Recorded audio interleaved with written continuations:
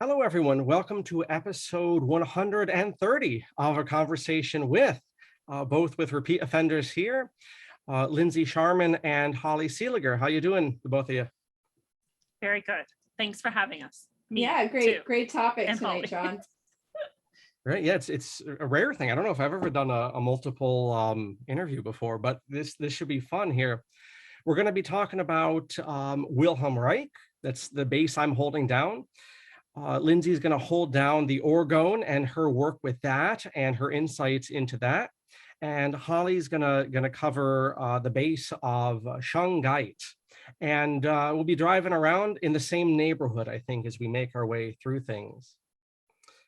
Just one announcement about Dr. Stacy's Institute, and that is simply to check out the link below in the description, and you can see all of our free summer seminars, which have a lecture component, oftentimes a discussion component afterwards, also our courses and all sorts of various things there. And Holly and Lindsay's various works will be linked below too.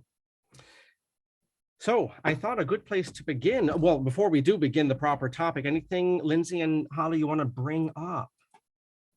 I actually do have an event this June 18th, this Saturday, and it's called One Day of Brightness. And we have various presenters and teachers and healers and things that come in and help us to connect with our deepest inner self and heal and release some stuff, especially in connection with the summer solstice. So if that interests anybody, the tickets are available on my site at rogueways.org.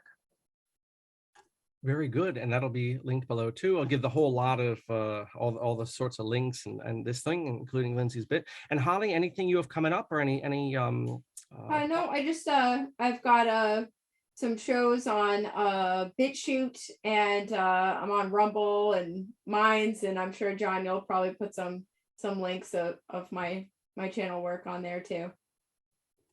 Good, and I feel sympathy for Lindsay with the scheduling there, with the solstice. I do a summer hike, which people can find out about on the website for my school, and it's looking a little bit rainy. So I feel a little bit at ease that we have a little bit of fungibility with the solstice there, and Lindsay gives me some heart with that. So very good. All right, so let me pull up here a picture of Wilhelm Reich, which looks like me on most mornings these days. Get the screen share up. And just give me a thumbs up, Lindsay and Holly, when you can see this.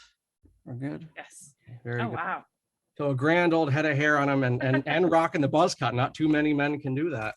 But here we have, so this is Wilhelm Reich. So he was in a sense, a disciple of Freud, though they never met, although Freud had his books, as the lady at the Freud Museum will announce, had Reich's books on his shelf.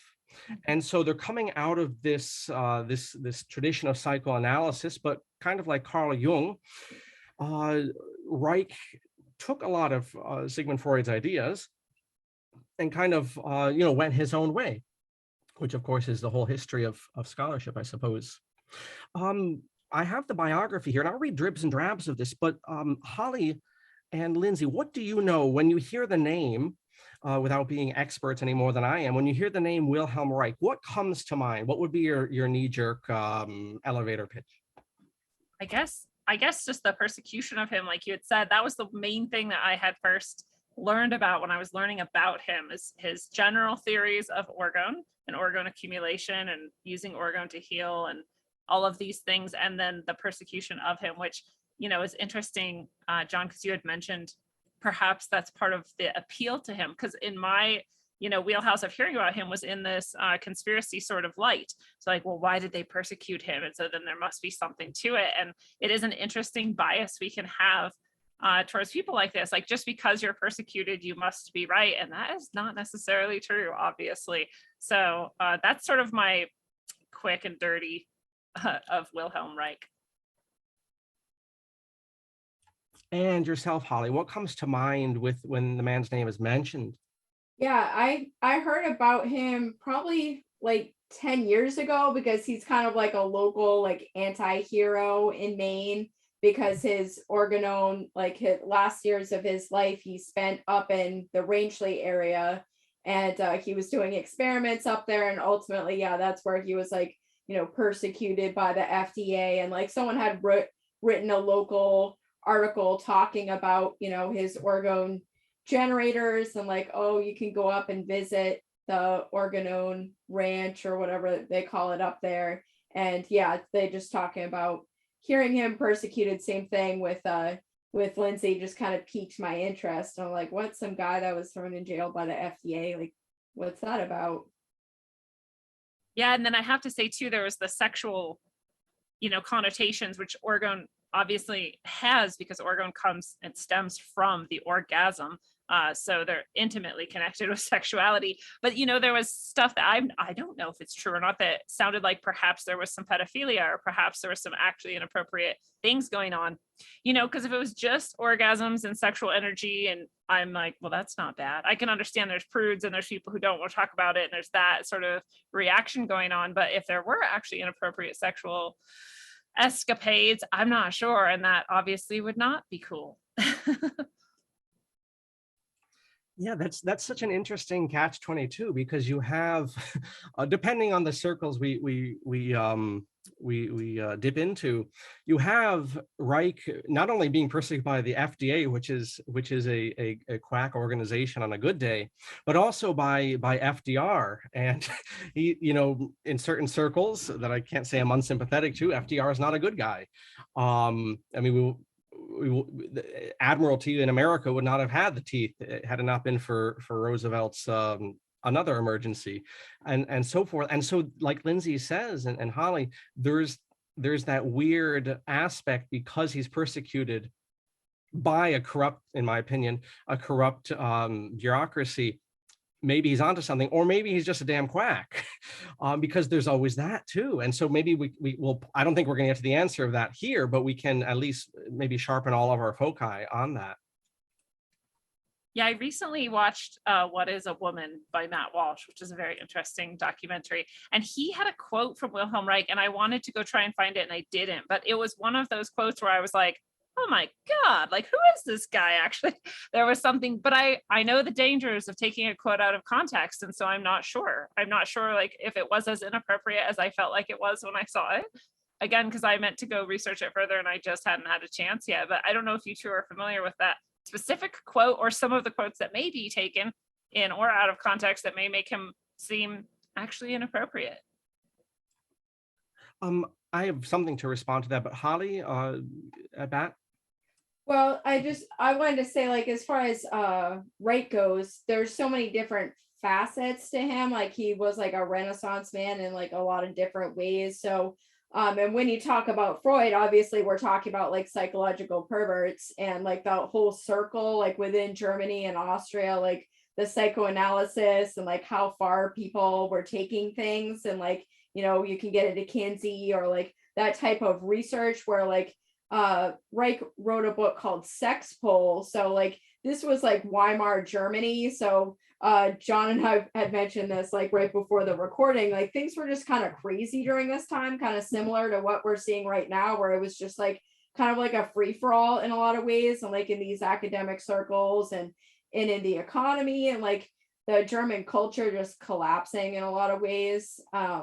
So like he was in that circle, and then he went to the United States, and then he started working more on, like Lindsay said, like the Orgone, and then that transferred into his like the Orgone boxes, and then he got into weather modification even. So he was working on some like cloud seeding, basically using some of his tech. So people were talking about how he was actually being hired by farmers in Maine to cloud seed their crops during the last few years of his life before he was persecuted. So I don't really know if it had to do with his boxes or like what exactly. They claimed it was the FDA scam, but he was also like openly manipulating the weather, and that probably wasn't something that they were really wanting people to do either. Yeah, because they wanted that all for themselves.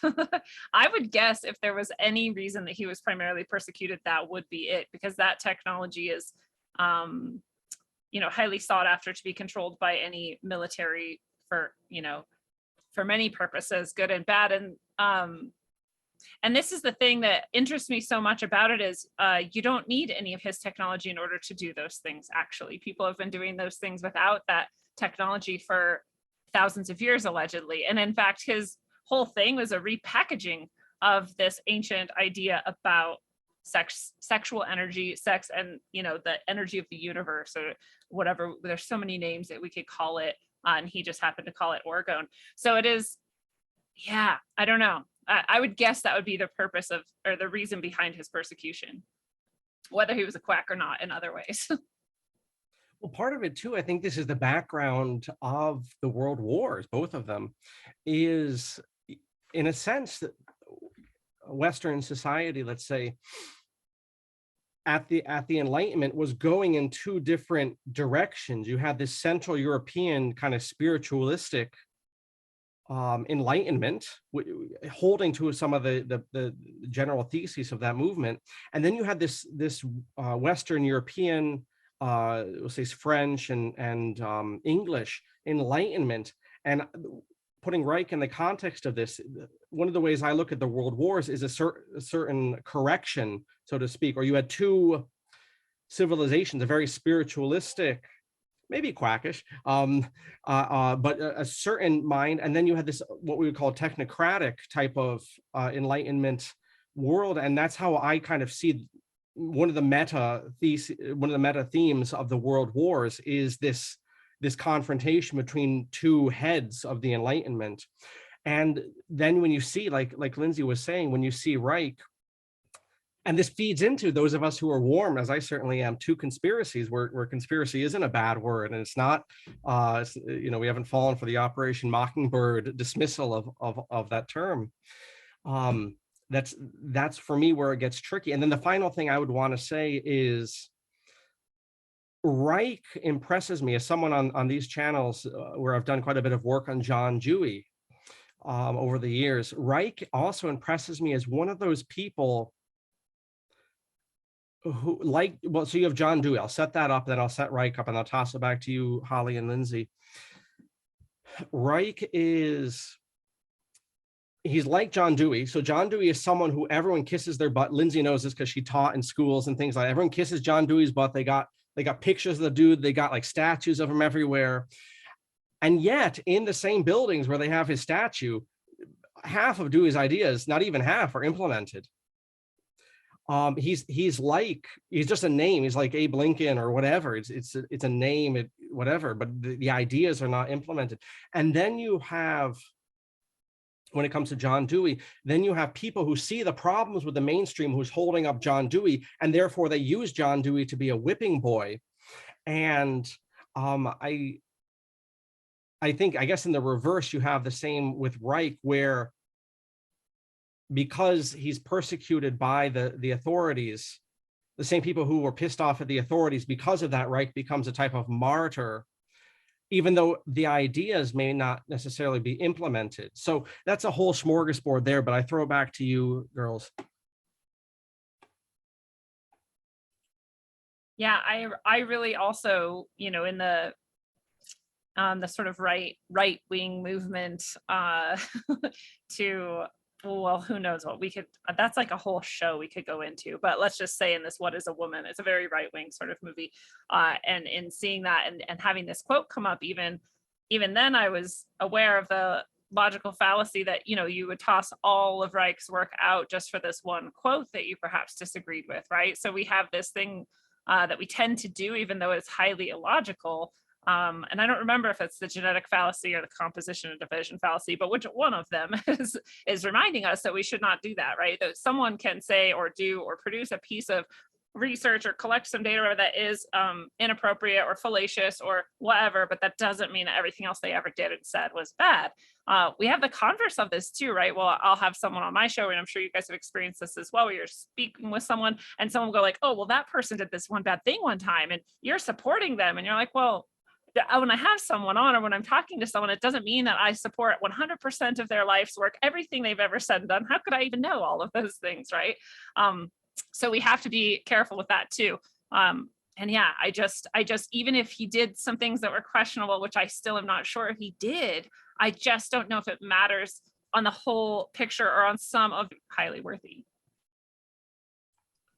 Good, thank you for that caution. Yeah, there. I think that that's a great comment. I've wondered how people like you, Lindsay, and you, John, as well. I found that like I really don't interview people too often just because I've been trolled so hard, and like people like, you had this one person on and they did a show with this person and they said that, and you must believe every single thing, and like yeah, like throwing the baby out with the bathwater sort of thing. That I really commend you for like being able to continue to do shows, just as like a side note, because that is like a constant thing that people encounter. I've encountered it. So Reich has kind of like been known, like he had characterized or came up with like the term like the sexual revolution and sexual politics. So kind of like taking that psychology term and whatnot, and then turning it more into like a way that you can influence the youth, kind of is like what like the sex poll and a lot of that was about, like sexualizing the youth. So I don't really know too much about like the views on like that and like pedophilia and whatnot. I'm just being honest. I haven't looked into it. It's not something that I wanted to like research, but I have had people tell me, they're like, oh, if you quote Reich, he was a pedophile or whatever, or he supported ideas that could be seen as that or something like that, like leftist ideas, like you said. I'll have to watch that movie. What is in one movie is, I guess it's like basically like a low key like hit right now, which is kind of interesting that is even being popularized. But I also just want to say to John, I don't know about Dewey. I'm admitting my ignorance. I don't know anything about Dewey's more like, alternative viewpoints at all. I've never heard of it. Great, thank you. So my thought here is maybe just to read a snippet from the Reich Museum about Orgone, and then we can go into Lindsay, your stuff with the Orgone jewelry, I guess, and Holly with Shanghaite and what you know about that, and we can just go from there. Okay, so let me just cue this up here, and I'll pull this up here from the old Windows 10.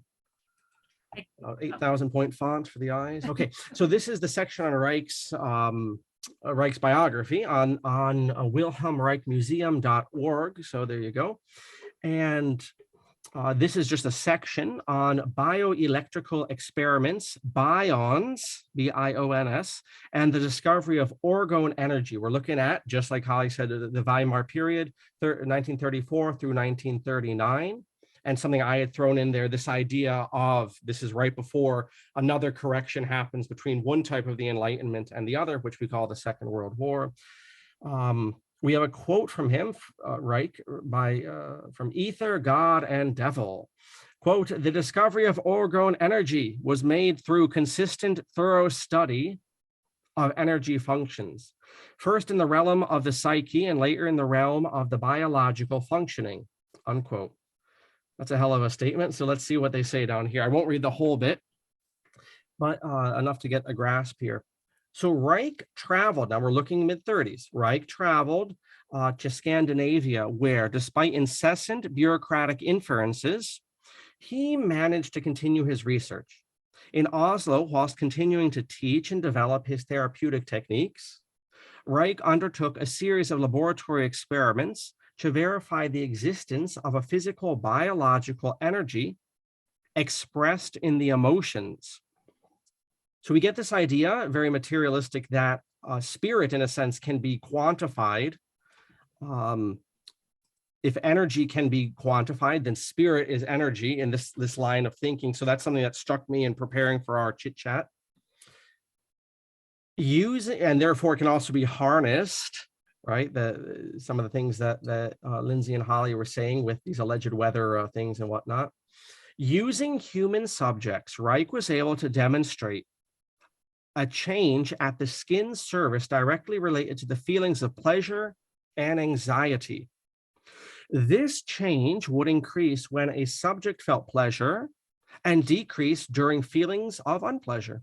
For this reason, Reich concluded that pleasure in the movement of biological energy toward the periphery of the organism, while anxiety is the movement of this energy towards the center. So energy of pleasure, to recap, is energy emanating. Anxiety or unpleasure in other ways is energy, I suppose, concentrating towards the center. Reich initially assumed that biological excitation of living matter might be electrical, but the result of these experiments indicated otherwise. For example, when the biological energy that Reich measured moved in a slow wave-like fashion, in contrast to electrical magnetic energy, which moves much faster. Reich wondered if similar energy processes existed in the most basic life forms. So I think that's a good little introduction there. Any responses, Lindsay or Holly? Yeah, I mean, I have a lot of responses actually. One is that we do have more delicate tools now to record things, and we've, I would say, proven the existence of electromagnetic fields specific even to the person, and it changes with each thought and with each emotion. And so he was definitely on to something there. Like, that is absolutely true. And that's with materialist science. That's materialist science, not even woo woo, right? Like, that's just accepted now. And so to know that you can affect that and change that is true also. It's interesting, we was talking about, moving inward for anxiety or unpleasure, then moving outward for pleasure. That's again consistent with the idea of, the repression of sexuality being a negative thing, and the expression of sexuality being freeing and positive. It's very generalized, but it's in general true, right? And we see this even with small children. And I know that already people go like, oh God, we're talking about children and sexuality, but everyone knows that you were a child once too. And when you were some age, you discovered that your genitals felt good to be touched. And so you touched them a lot. If you grow up, if you raise a child or you see children being raised, you see and you notice usually around, between 1 and 2 years old that they start rubbing their genitals. They don't attach judgment to it. They're just like, this feels good. Just like scratching an itch feels good. And they just do it without thought. And it's our reaction to it that causes it to be repressed and suppressed and pushed. So we say, oh no, don't do that, that's bad, right? And then they're like, oh wow, what? That's bad? That feels good. And then we're like, no, we don't do that. You don't do that. Stop doing that. Stop doing that. And then we have shame and guilt and repression of sexual energy. This is not in any way saying that you should encourage children to masturbate or not, but just to not react to that negatively might be a good idea. And then as time goes on, children do masturbate and they do have what we would be the equivalent of orgasms, right? I don't know if it's the same full-fledged experience or whatever. I'm not a biologist, but that also should not be repressed, in my opinion. It would not be appropriate to tell a child to not do that. It would be appropriate to help them do it appropriately. Say, you do that when no one is around, in your own space, in your own time, right? All of those things. So I see on the physical material level support of every one of these sorts of ideas and aspects of Reich's work and theories being, totally true. And so allowing the natural expression of this, I think, is good. It's pleasurable, it's positive, it creates good energy flow in the being, and to repress it and attach shame and guilt to it would be negative and would cause I don't know, not as much flow and not as much health in the being. And then, having said that, that is the basic idea of orgone energy too, is that you would allow the flow of positive energy to come through and be expressed, that there's a sexual nature to it, but that doesn't mean it has to be done in a sexual act. And then you can use sexual acts in order to produce more of this energy and use it more precisely. And that's we could do a whole episode just on that too. And that goes into so many various traditions throughout most of human history as well, are connected to that. And people have named it all kinds of things, but it's the same basic thought every time, which is that humans experience this energy flow and it can become increased and you can use it for various purposes. And if you want to get dark with it, you can get dark with it. And if you want to get light with it, you can get light with it. Like, people don't want to talk about any of that for the most part. They just say, oh my God, he was using like sex stuff and talking about orgasms. Like, what a freak. Thank you, Lindsay. And Holly, to Reich's quote or what Lindsay had said, anything you'd like to throw in there? Yeah, I think Lindsay is absolutely right. I think as we know, sexual energy is literally, creating the universe, creating people, there's immense power and energy in it, and people use it for good, or is it used, to manipulate? Is it used to control? There's obviously a lot of desire to control, and especially as we discussed earlier, with the younger that you can, or children are easy to manipulate and everything, and that's one other way that they can use to manipulate people and children and whatnot. So huge can of worms there. So with the energy with Reich, he was saying, yes, it's something that it is quantifiable. It is something similar to like a spirit energy, is something that can be measured in a scientific way. And that's something where he broke from Freud and all the other psychoanalysts who said, well, it's out there in the woo and we can't, it's a psychological concept. And Reich said, no, we can measure it. We can build it. We can make it, put it in a box. We can grow it. We can, change ourselves. We can heal ourselves with it. And of course, that ties into like the Vril energy, or the alchemical marriage, or Tantra, all this stuff that people were kind of getting into during that time. And before, ultimately, we've seen the sexual revolution and how Americans are like overly like hypersexualized to the point where people don't even have sex anymore. Like we've come like full circle to where it's become, that's a whole other topic as well. But the idea where it's just so out there at this point that people are just completely repressed and not even understanding the importance of it. And I think that's where Reich's work also ties in, where he was talking about quantifying it and using it as a healing force. Yeah, that also people will say, well, the encouraging of this sexual energy to be released led to all of this depravity, right? And all of these things that were like so inappropriate. And depending on where you're at, there's almost everything could be included in that, right? Anything that's not missionary style sex is depravity. And, people could go that far with it, when all that's really being said is the appropriate expression of sexual energy is what is good for a being. And there's so many inappropriate expressions of sexual energy, but primarily it would come down to using force or not. And right. And that's about it. Everything else is pretty appropriate. I don't know. I shouldn't have said that. That's a pretty big statement to make. But in the way that most people would express this, I don't know. And I think the depravity was encouraged on purpose to get conspiratorial about it, to degrade exactly this type of discovery and the use of this type of energy, especially appropriately, in ways to heal yourself, heal the world, and develop your what we would call spiritual skills and abilities more so. That is not something that people who want to control and enslave you would ever want you to access ever. Just like going back to the cloud busting and cloud seeding thing. There's people who would never want you to understand that that is something that might be possible because they want to keep that for themselves. So, it seems to me like the sexualizing of children is different from the encouragement of appropriate sexual expression in children. And the sexualizing of children is especially disgusting and inappropriate. And the sexualizing even of our adults, in ways that are twisted and unnatural is inappropriate, whereas the expression of sexuality appropriately is fantastic. So people have a hard time, they conflate those things a lot. When you talk about children and sexuality, they're automatically like triggered and reject and forget that children actually need really intentional sexual guidance, not in that you teach them anything except that you want to be safe, you want to be loving, you want to do this at an appropriate pace, you don't need to rush into it, like things like that I think are very normal, not where we seem to be going as a society right now, which is much more towards the sexualizing of children.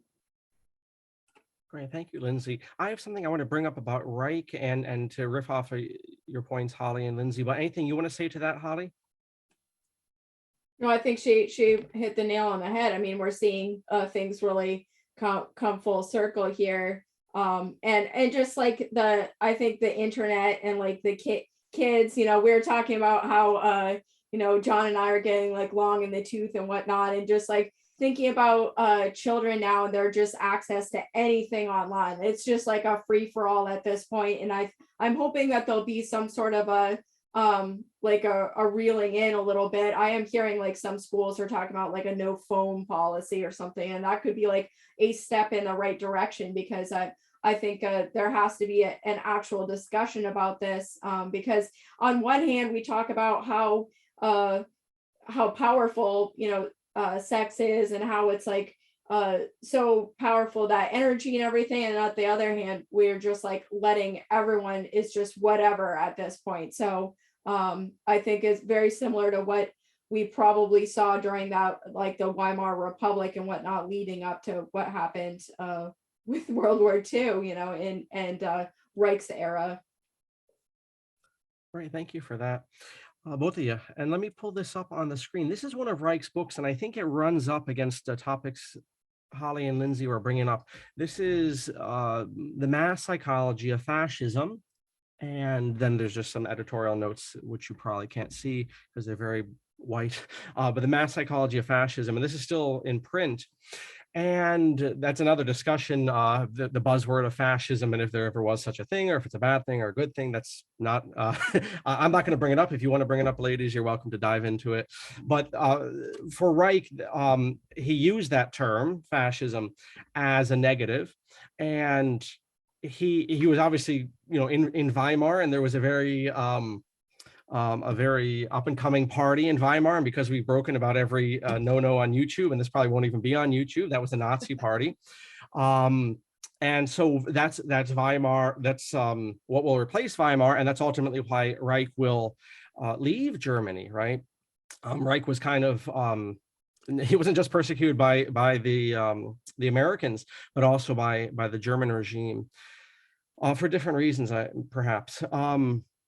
But one of the things, to what Lindsay said in her initial point there, is she mentioned sexual pleasure and childhood, and the no. And Lindsay and I have had a few conversations about something that has nothing to do with sex, despite what our culture says, which is nudism. And that's something that's come up a number of times.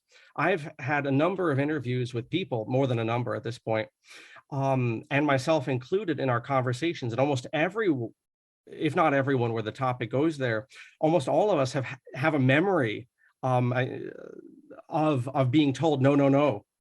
And that's interesting. And Reich was interested in that sort of thing, the influence that no would have in later life, whether that's sexual expression, or just the body as it is, or in other ways too. In other ways, I'm certain too. And the topic I'd like to turn this to, before we give the floor to your jewelry, Lindsay, and Shanghaite as well. We can't forget about that. It's protecting me right now. I have a little dial of Shanghaite, not too far, fighting off those 5G things.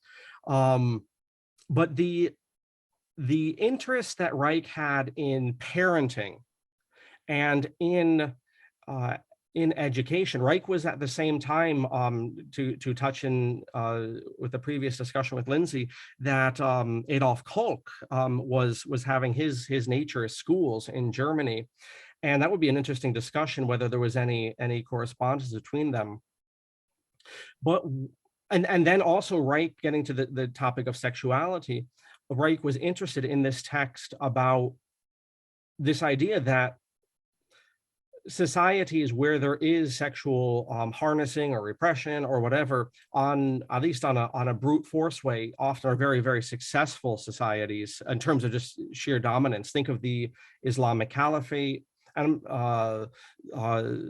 the success of the Orthodox Church and the Catholic Church, obviously, who have a clerical caste who kind of, focuses those energies elsewhere. The British, right? And that whole Victorian ethos, and even America in its brief post-World War II success was in a certain sense very restrained sexually. And Reich gets into that in The Mass Psychology of Fascism. And do either of you, Lindsay or Holly, have any insights into Reich's, into, I guess, parenting and some of the dynamics here? I'll keep it broad. We won't restrict ourselves to the book or just to Reich there, but about parenting and the idea of repression, and how how that expresses itself. I mean, and to give one working example, and I'll shut up, is was a lot of the waspy repression or superficial sexual repression and other types of repression too of the 1940s, 50s, and 60s, you know, what we're seeing now, this free-for-all in certain ways, and chaos, and I think a certain amount of sadness in the overindulgence. Is there a correlation there, or are there other dynamics? I throw it back to you. Well, I instantly think about the disassociation of sex with love that seems intentional, and it is also brought up in like 1984 and Brave New World, for example, which are classic examples of what we might call fascist, or at least totalitarian and very controlling types of societies. And both of them, a lot of sexual pleasure is encouraged, but love specifically and attachment specifically is, you know, pushed to the side.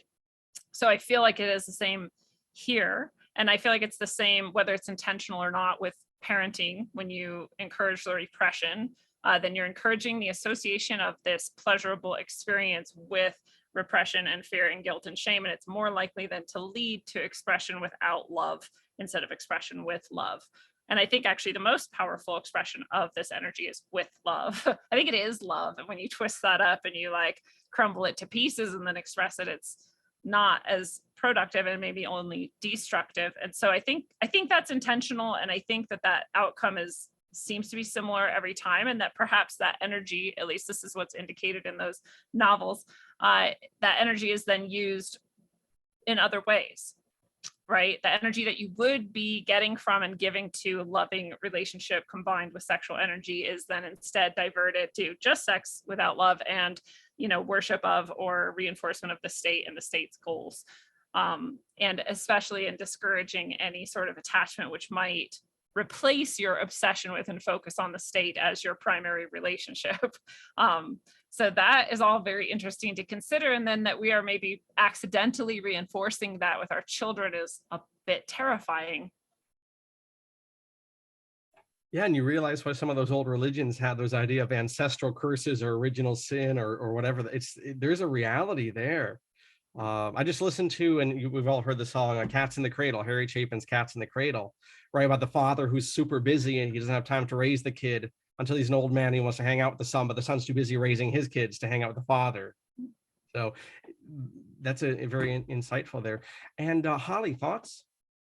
Yeah, I think the mass psychology of fascism, he talks a little bit about like the traditional family unit or something as part of like being one of the cells of fascism. So maybe that connects into like that song that you had mentioned before about like the parents, you know, and like the dad. I mean, obviously if he has to work all the time to the point where he can't even see his own kids, that's probably a symbol of a degraded society in and of itself, or one where the values have been skewed. So and then talking about children and repression and stuff like that, and sexuality as well. I was talking to a woman today about how also has love been separated from sex or whatnot, instant gratification culture that we live in, but also sex has been divorced, if you will, from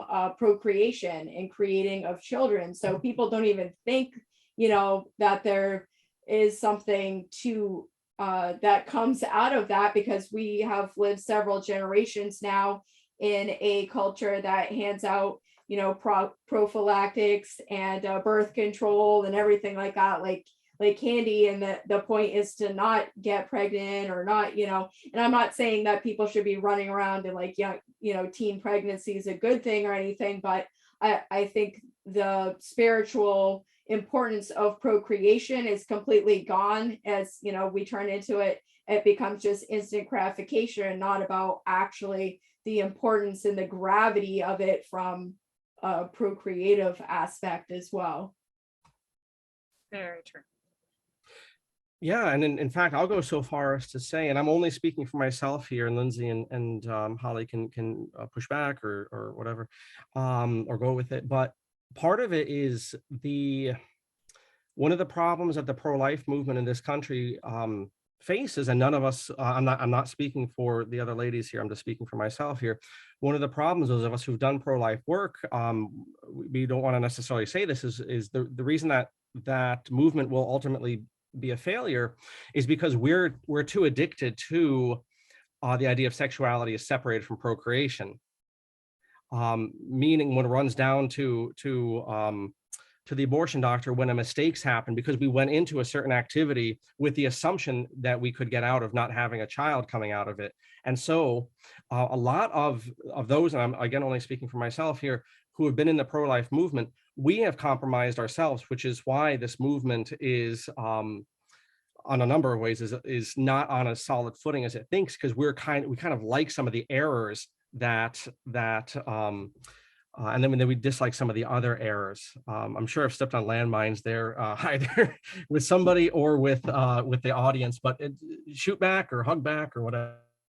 I guess I'll say I'm technically pro-choice because I wouldn't, I don't know if I could take that away from people right now in the society we live in, but I've become more and more pro-life as I go on. It's not something I would force on anybody to be pro-life or again, take that option away from them.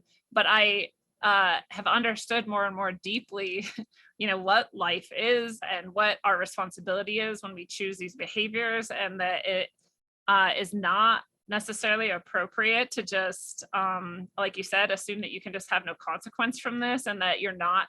And I also have understood, like we're talking about here, divorcing the consequences from the act is part of what devalues the act and allows it to be cheapened and misused and abused and inverted and contorted and made into this destructive thing. And so if we didn't have that so prevalently offered to us, perhaps we would go into these sexual engagements with people with a lot more intention and presence and choice. And that is so far from where we're at. And so for many reasons, I've come further and further into that. And maybe it's just me getting old too. And, but there's a lot of other problems with that entire abortion industry and whatnot that we could also get into that we probably don't need to, but that's just where I'm at now. And I just see those as so interconnected. And I wish we could reinstill the value of love and connection with another soul in the practice of sexuality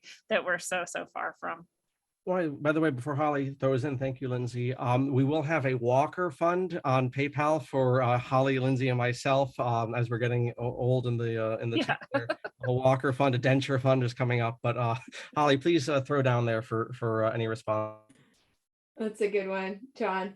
Yeah, I think I don't think we have to solve all the world's problems and fix everything or draw the line in the sand, but we do need to start to express to people and to children and to everyone in this hypersexualized instant gratification culture, which the internet has made it really all possible to the degree that we see now, that it is, as tying back into Reich's work, it is energy, it is procreation, it is making people, it is this psychological and spiritual and physical and energetic connection to someone. It's not just something that you go and do to have fun or a hookup or something like that, or something to brag about. It is a connection with another person with the potential for making another person.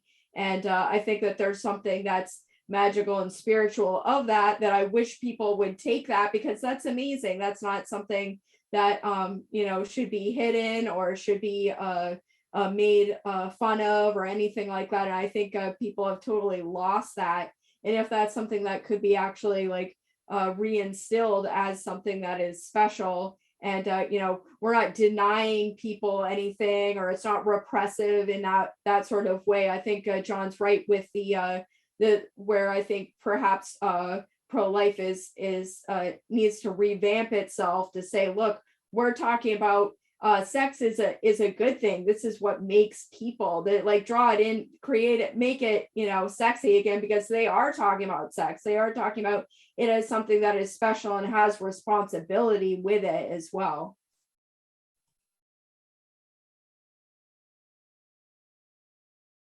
Oh, you're muted. I don't know if you heard me, but you're muted. I am muted. Thank you. Yes. Thank you. It's 5 after the hour. Are you okay, if needs be, to go to the bottom of the hour, either of you, or do either of you have to run right now? It's okay. Okay. One last thing, because this is really juicy, getting back to Reich here, and I hope the audience appreciates just how diverse this this whole topic of Orgone and the Reich's period, and how much it speaks to our time, and the same themes really. But one of the things that I'm always struck with, following the state of the land, so to speak, and following the news, as they say, is how much a creature of discourse that we've become. Is something happens, there's a reaction to it, there's a reaction to the reaction to the reaction, and here we are. And when it gets to Reich's book, I'll bring it up on the screen share again, the Mass Psychology of Fascism. So Reich in this book is reacting against what we now call the nuclear family. And a few years ago from this recording, there was a political group that on their platform, they actually publicly expressed opposition to the nuclear family. And another major faction of the political circus reacted against that. How could you denounce the nuclear family? How could you critique it in the way Reich did in his own way in the Mass Psychology of Fascism? And that's talking about the discourse. That's something that really impresses me, meaning the idea of the nuclear family, which Reich critiques, is a rather new invention itself. If you look at traditional societies, including traditional Western societies, you have several generations living together. It's an extreme break with human experience for children to move out of the home at all, let alone at 20 or 30. And we can have discussions as to why it's been made a social taboo to live with one's parents after a certain age. But just a point of the discourse that I kick back to you, Holly and Lindsay, is do you ever feel that when we're looking at Reich or your own areas of interest, like very often people who are on the cutting edge like Reich, not only are their ideas not implemented arguably like John Dewey in my own study, or like Reich, even though they're held up by certain communities, but also a lot of their critiques, which seem so taboo, are actually much more in line with pre-Enlightenment, frankly, pre-Enlightenment ways of living, or pre-modern ways of living across the world. Have you ever come across that dynamic? It's actually really fascinating, because I am one of the people who reacted poorly to the cries for the dismantling of the nuclear family. But I just now am realizing in this discussion that multi-generational families are different from nuclear families. And I'm actually in support of multi-generational families, more so than nuclear families. So to just destroy family, to be more specific, would be horrendous to me. This is our, the way that we pass down our traditions. It's our analog, way of being that connects us to the past and the future. I feel so deeply what I missed out on by not, and I even had my grandmother living in my home for a long period of time until she died. And I still didn't tap into the great, vast amount of wisdom and experience she had lived through, like I wish I could now, right? But if we had more connection with that, and who knows what could change, because we would see patterns more easily when we're facing governments and organizations that aim to dismantle over long periods of time our traditions and other things that keep us stronger in the face of that. So it is interesting that I did not make that connection until right now, that the nuclear family can go, sure, but let's keep the multi-generational family. Thank you, Lindsay. And Holly, thoughts? Yeah, I think the nuclear family, like you said, was kind of the rise of the suburban lifestyle, single family homes, white picket fence, 2.5 kids or whatever, like that ability of the middle class and people to move out, branch on their own, separate the generations, if you will, for good or for bad. And obviously, I think I agree with Lindsay. I think the multi-generational family, perhaps tough times have forced more people to live within an intergenerational situation, which in some ways could be a good thing for, like you said, the wisdom and more oversight from parents and from family members. So if you break up and you break up the power or the control, if you will, of the parents from the child, who takes that place? That's the state. And we've seen what parentis or whatever, and we're all bowing down and like waiting for the state to tell us what to do as, adults. We've become basically children to the state at this point, and there's no end. There is no cutoff date for when you grow out of the state. They control you from birth to casket at that point. I'd say good, but not good, but correct.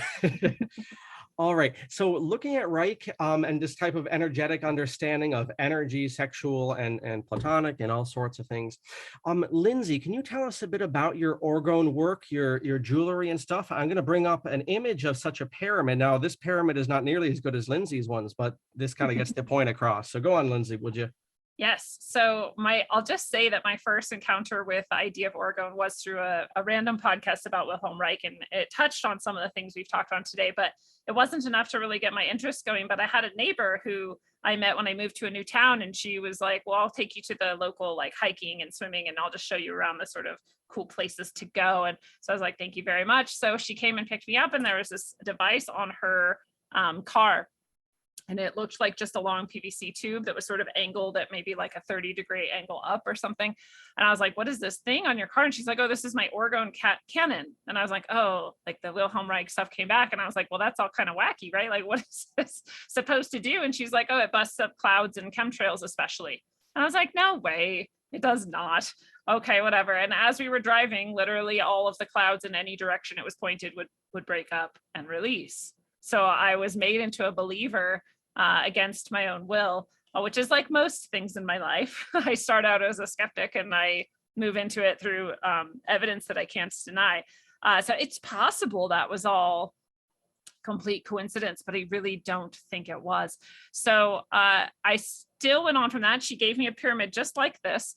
And so that was my first piece of Orgone that I owned, and I felt generally good about it, but that's about it. As time went on, I got into making what I thought of as art, which was using resin, which is this pyramid is made out of. Most pyramids, most Orgone is made out of this resin and resin casting. And I was just doing it for fun, and people were like, you should make Orgone. And I was like, no, everybody makes Orgone. Everybody in my circles makes Orgone. Like, why would I make more Orgone? The world is saturated with Orgone. And so I was not in any way interested in that, but I have a deep spiritual connection. I do, deep meditations, and I interact with energies that have consciousness, and these I tend to call my guides and allies. And they basically told me that I have to make Orgone, and I was very upset about that because that's not what I wanted to do. I wanted to just make art, just resin art. But they told me what I should do, and it's based within the same I guess theory or construction that Wilhelm Reich promoted, which is the layering of organic and inorganic materials. My very logical mind says there's not a whole lot of difference between what we call organic and inorganic, a lot of times actually too. And a super good book that anybody might want to pick up by Guy Murchie called The 7 Mysteries of Life goes into that really deeply on the materialist and the esoteric and spiritual sort of levels as well, that this is like a spectrum more than anything, right? And so then I start getting hung up on like, well, what's organic and what's inorganic? And why are we saying the crystal is inorganic? The crystal is actually maybe the most organic of them all with the highest consciousness. We don't know, like we're not the experts in this. And so while it is true that Reich said to layer organic with inorganic, and while it is true that I do try to use things that would tend to the more organic side and things that would tend towards the more inorganic side, I don't necessarily do the traditional layering. The way that I was guided to do it is to think of it instead of, the way Reich seemed to be thinking about it was that the Orgone would accumulate in one direction through this layering. And the way that my guides guided me to think about it is that the energy comes from all directions and it accumulates in this thing. So you don't have to have this strict layering like these pyramids tend to have. There's nothing wrong with that. But my specific Orgone is much more of a mixture of all these organic and inorganic elements so that the energy can come from every direction to accumulate there. The other thing I would like to say is that a lot of people have a lot of controversial people are in controversy about whether or not this protects from EMF radiation or not. And when people ask me that question, I always say, I don't pretend to know. I haven't measured it. I have seen people measure it, and the EMF field seems to change around the orgone pieces that are done correctly and with high energy materials and with good intention. And that so you can measure some sort of a difference, but I've not seen anything that seems to say that this is like blocked. There's EMF is blocked from this area. That wouldn't even really make sense, because EMF is, everything is producing and receiving EMF and orgone. But I do know that it changes in that field, and that seems to be measurable in most cases, and that other effects seem obvious, like that cloud busting car that I described, and other things that I've seen people accomplish with orgone. Finally, what I would like to say is that everybody is an orgone accumulator. Your body is an orgone accumulator. And so you already have always been accumulating, expressing, receiving, giving orgone your whole life. So some people call it chi, and some people call it prana, and some people call it spirit. And orgone is just one more word for that. So people get very hung up, especially in the orgone making community, and none of those people like me, because they're very attached to the layering idea, and they're very attached to these coils that they usually have going through every layer. And they don't like that I don't have those things in my orgone. And they especially don't like when you point out that it might not block EMF, it might transmute it or shift it or change it, or allow you to use the orgone you're accumulating in yourself and in this object to promote a field that is more balanced and healthy. They don't like that. And a lot of things they don't like about my personal relationship with orgone, but that is my personal relationship with orgone in a nutshell. And you have a page on your website, Lindsay, for your work there?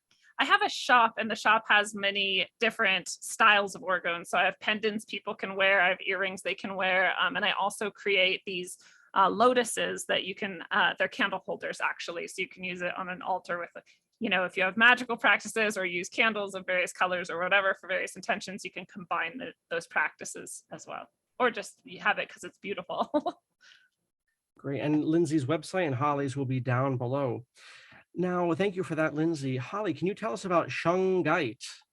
I have a little, like I say, a little quarter-sized or double quarter-sized piece of it that you were kind enough to send me. Can you talk about that as I try to pull up the Shanghaite, which I think I just clicked out of? Whilst I do that, would you go on about that, Holly? Yeah, so very, very similar to what Lindsay was saying about the EMF, the radiation, and so it's kind of like she said, like more of an organic material. So Shungite doesn't necessarily block or shield EMF in the technical sense, but people who have done the research on the stone, which it's from Russia. The stone is found in Russia, so it's mostly Russian scientists who have done the research on it. They talk about a bioenergetic torsion field. Spins to the right with most organic material is what they claim, and they say that Wi-Fi, man-made radiations tend to generate to the left-hand rotation torsion field. So the claim with Shungite and with orgone is that it works to basically reestablish that, correcting the distortion of like the torsion field. So it doesn't block it. It kind of like they say like it's like an EMF neutralizer. So that Shungite stone is basically a carbon C60, which has become like super popular within like different circles as of late, whereas people like can ingest the carbon C60. People put the Shungite in their water. It's been used. There are scientific articles, like mainstream scientific articles, that it's used to clean water, so you can put it in your water overnight. So I actually had someone, I found out about it because a viewer sent it to me a long time ago, just like this, probably like 5 or 6 years ago. Someone sent me some like Shungite pieces that I've held on to, because I complained about getting headaches or like being on the computer all the time. I was like, man, I feel like someone's like hitting me with like a sledgehammer all the time if I'm on the computer a lot, which I am, and all of us are. So they sent me this and they're like, put this near the near your electronic devices that'll help neutralize it. And I was like, yeah, okay, that sounds cool. And then I started to look more into it with the carbon C60, and it's called fullerene. So basically, Shanghaite is pretty much all carbon. So they've got like there's like pieces you can get online, and this is all like from Russia. That's more not completely carbon, and then they call it elite Shanghaite. It actually feels lighter, and that's like pretty much all carbon. So the people have probably heard of fullerenes. It's named after Buckminster Fuller, who was from Massachusetts. Interestingly enough, he's descended from like the Transcendentalist movement, like the family from that, which is kind of like a similar sort of esoteric event that we had here in the United States before like the Civil War. So it's always interesting that there's like sort of like an esoteric awakening, if you will, and like alternative science and alternative everything that happens, like, and then there's like a big war that breaks out and all this stuff just kind of gets wiped or pushed off to the side, you know. So he was part of the Transcendentalist descendant family from that, but he worked on something called like geodesic domes. And people probably know like the Disney dome, like the big Epcot dome. It's like a design of that. And it's the fullerenes named after him. They found that the carbon C60 and the Shungite stone itself is the same molecule. I think it's called like a interconnected geodesic dome structure. They call it a buckyball, is like kind of like the common term, but it does work similar to a Faraday cage, which we had mentioned before. And Reich's Orgone generator is also based off of a Faraday cage as well. So it all kind of comes back in where you're able to transmute the energy through this structure of the atoms, I guess, if you will. So I'm not a scientist. It's just something I've been looking into. And yeah, sometimes I send, you can get like little tiny Shungite like stickers, basically like that's what I sent to John. Like I'll send it to people. People put it on their cell phone or stick it on your Wi-Fi router, or I like to wear it more as like a necklace when I can remember to wear it. I just claim from my anecdotal evidence it helps me with like headaches when I'm around tech all the time. Wow. Can I just add something? Please. Sorry. Go on, no, break it out. Well, I didn't know most of that. And when you were talking about the left hand radiation versus the right hand radiation, it reminded me of chirality in chemistry and atomic structures. And that do you remember that oh God, was it called Olestra? And everyone got so sick when they ate it. Yes, that was because it was a left hand chirality instead of a right hand chirality. So your body doesn't accept it and it just shoots it right through. So that's really interesting that they both seem to apply like right hand is good and left hand is bad. Well, that's obviously very prominent in certain religious traditions, but also now that we're elderly here, anyone remember Wow potato chips from the 90s? Wow potato. Yeah, that was the Olestrin, right? That was Olestra. Like, we had to go to the bathroom after Wow potato chips. I just remember being like, if that is true that I'm not going to gain any weight or calories from this, like I'm not going to eat that. What is that? That is not food. It's food-like products. I've been eating Wow potato chips and Surge since 1997, and it's never done me harm, but I know a lot of people had problems with it. Where do you find that, on eBay, John? Yeah, like where's that from? That's about it. That's the only way you get it these days. Well, that actually also gives me a lot more, because people will ask me, what about these stickers? And I'm like, I don't know. I don't know if a sticker can do anything, but just like we can't necessarily measure the blocking of the EMF, but we can tell and we can feel the field changing. Then maybe those stickers are actually really a helpful thing to help you again, like reverse that sort of the field effect. And I will add one more anecdotal piece to the Shungite thing. I did get a Shungite and put it in my Berkey in the water collector part. So where my water actually is good and pure and I get my water from, and it seems to change the feeling of the water. And I mean that physically, like when you like touch it or it's like in your mouth, it's like softer. Yeah, I was going to say that too. It doesn't have like the little throat burn that you usually do from like the regular water supply nowadays. It's very interesting. Anyone want to guess? And this would be a guess on my part. Anyone want to guess which direction the graphene goes in? Right. I don't know. I don't know. That's another show altogether, I suppose, but that's a lot to think Well, about. they're talking about using the fullerenes and carbon C60 for nanotechnology. So, nano delivery systems, I'll just leave it at that. So I know that, that's something I don't know about really, but I know like the carbon C60 is like a big like buzzword in the health community right now as well.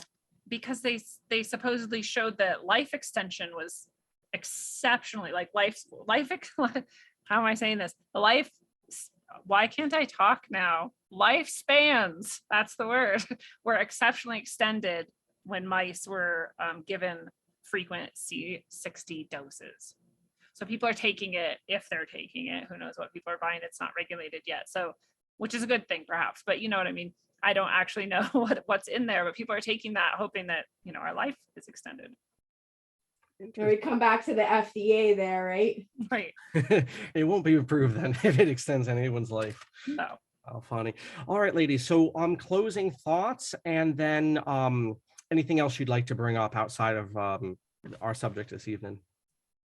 I just wanted to say this was really fun, and I didn't really know where this was going to go, and I appreciated the opportunity to talk with Lindsay again, and another great homework assignment from John. Yes, I second that. It's been super fun, and I know that it was a little rough getting started, but with getting us all together in one place. But it's always nice to see you both and talk with you both, and I just appreciate too the breadth that we were able to cover all of these things at once with really thoughtful ideas and directions. So thank you for that. Great. So thank you to the audience for watching us. Please do check out Lindsay's website, and that's Rogue Ways, and then Holly's Zune Politikon, and then my Buckets to Stacy's Institute stuff. That's all down below. And don't forget to read a little bit about Wilhelm Reich and think about that. And Lindsay and Holly, thank you especially for your expertise and your thoughts this evening. Thank you.